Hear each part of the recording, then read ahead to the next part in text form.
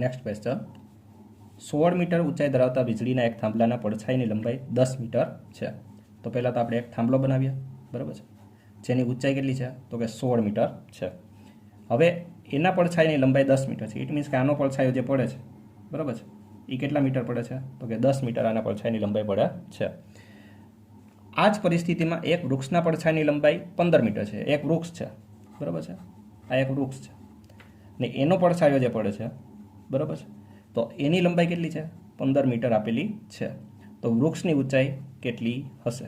વૃક્ષની ઊંચાઈ કેટલી હશે? હવે અહીંયા આપણે જોઈએ ને તો ગુણોત્તર પ્રમાણ લાગશે, બરાબર, ગુણોત્તર પ્રમાણ લાગશે.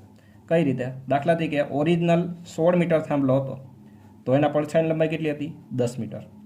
સેમ વસ્તુ અહીંયા ઓરિજિનલ આપણે ગોતવાની છે તો એને આપણે ખાલી રાખીએ અને નીચે કેટલા રાખીએ? આપણે અહીંયા 15 મીટર રાખીએ, બરાબર. હવે આપણે અહીંયા ગુણોત્તર જોઈએ તો ગુણોત્તર જોઈએ તો આ કેટલાય છે? તો કે 2 8 16 અને નીચે કેટલા આવશે? 2 5 10. હવે આપણે અહીંયા શું જોવાનું છે? તો કે અહીંયા જે પડછાયાને આપણે મેચ કરીએ, પડછાયાને મેચ કરીએ તો 5 માંથી 15 છે એ કઈ રીતે બન્યા? તો કે ગુણ્યા 3, 5 તેરી 15, બરાબર.